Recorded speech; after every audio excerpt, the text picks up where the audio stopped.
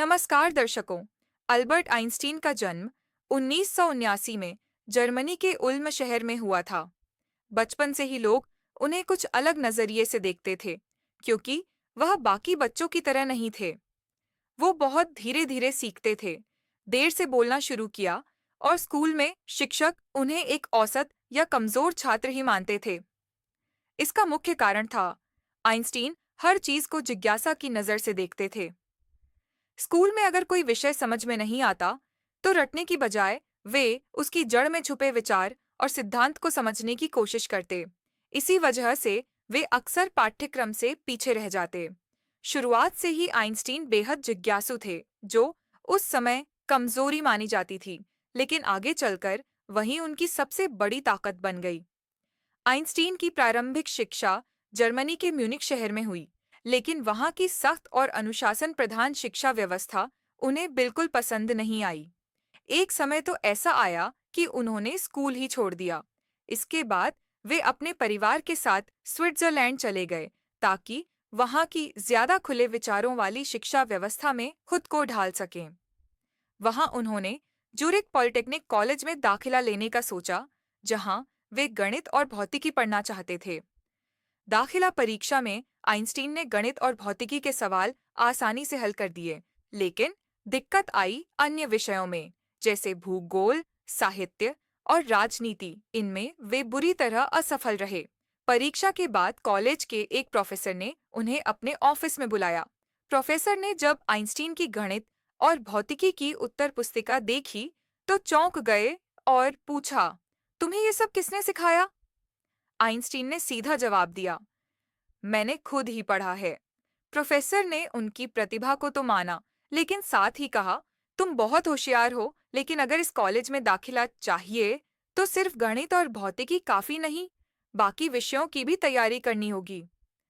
Einstein को मजबूरी में एक साल और स्कूल जाना पड़ा। वे निराश तो थे, लेकिन हार नहीं मानी।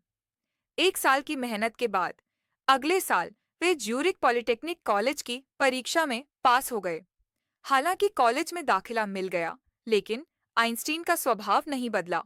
वे उबाऊ लेक्चर से दूर रहते, अपने ढंग से पढ़ाई करते और प्रोफेसरों पर कोई खास असर नहीं डालते, क्योंकि किसी के पीछे पीछे घूमकर खुश करना ये उनके स्वभाव में नहीं था। इसका असर साफ था। 1900 में जब उन्होंने ग्रेजुएशन किया, तो कोई भी प्रोफेसर उन्हें नौकरी के लिए सिफारिश देना नहीं चाहता था, क्योंकि आइंस्टीन परंपराओं से अलग थे और शिक्षक आमतौर पर वैसे छात्रों को पसंद करते थे जो उनके पीछे चलें। जब कोई सिफारिश नहीं मिली, तो उन्होंने जर्मनी और स्विट्जरलैंड के अलग-अलग शहरों में कई जगह नौकरी के लिए आवेदन किया। विश्वविद्यालय, स्कूल, रिसर्च संस्थान, हर जगह से उन्हें नहीं कहा गया। उन्होंने ढेरों चिट्ठियां लिखीं, प्रोफेसरों से मुलाकात की, लेकिन हर बार वही जवाब मिला, माफ कीजिए, हम आपको नियुक्त नहीं कर सकते। ये अनुभव सिर्फ पेशेवर रूप से नहीं, बल्कि व्यक्तिगत रूप से भी उनके लिए बेहद दर्दनाक था। उन्हें लगता था कोई उनकी मेहनत और क्षमता को समझ ही नहीं पा रहा। उनकी डायरियों और चिट्ठियों से ये साफ झलकता है कि वे कितने अकेले, उपेक्षित और निराश महसूस करते थे।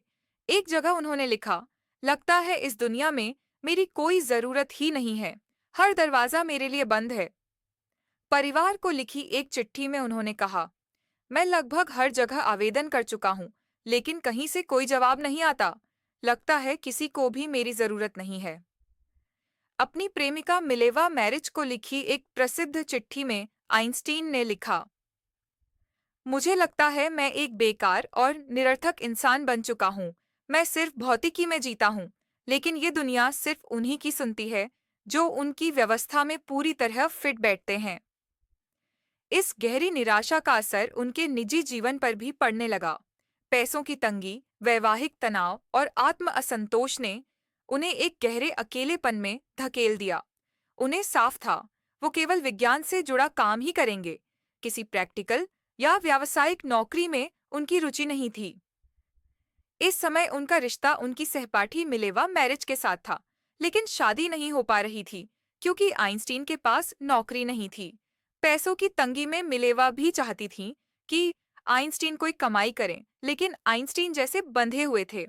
आखिरकार उन्होंने प्राइवेट ट्यूटर बनकर छोटे बच्चों को गणित और भौतिकी पढ़ाना शुरू किया। तभी उनके एक दोस्त ने सुझाव दिया, बर्न के पेटेंट ऑफिस में एक एग्जामिनर पद के लिए आवेदन करो। ये एक साधारण सरकारी नौकरी थी, लेकिन एक शुरुआत तो थी। आइंस्टीन ने आवेदन किया और आश्चर्यजनक रूप से उचित अनुभव न होने के बावजूद 1902 में उन्हें नौकरी मिल गई। बर्न पेटेंट ऑफिस में उनका काम था नए आविष्कारों की जांच करना और देखना कि वे सच में नए हैं या नहीं। काम उबाऊ जरूर था, लेकिन ये नौकरी आइंस्टीन के लिए एक सहारा बन गई, क्योंकि सुबह 9 से शाम 5 तक की नौकरी के बाद वो रातों में और छुट्टियों में अपनी वैज्ञानिक रिसर्च कर सकते थे। यहीं शांत वातावरण में भविष्य का सबसे क्रांतिकारी वैज्ञानिक अपने विचारों को आकार दे रहा था। फिर आया साल 1905, जिसे विज्ञान का मिरेकल ईयर कहा जाता है। आइंस्टीन ने उस एक साल में 4 क्रांतिकारी शोध पत्र प्रकाशित किए। पहला विशेष आपेक्षिकता, दूसरा प्रकाश विद्युत प्रभाव, तीसरा ब्राउनियन गति, चौथा मास रिंगरी इक्विवेलेंस, द्रव्यमान ऊर्जा समता।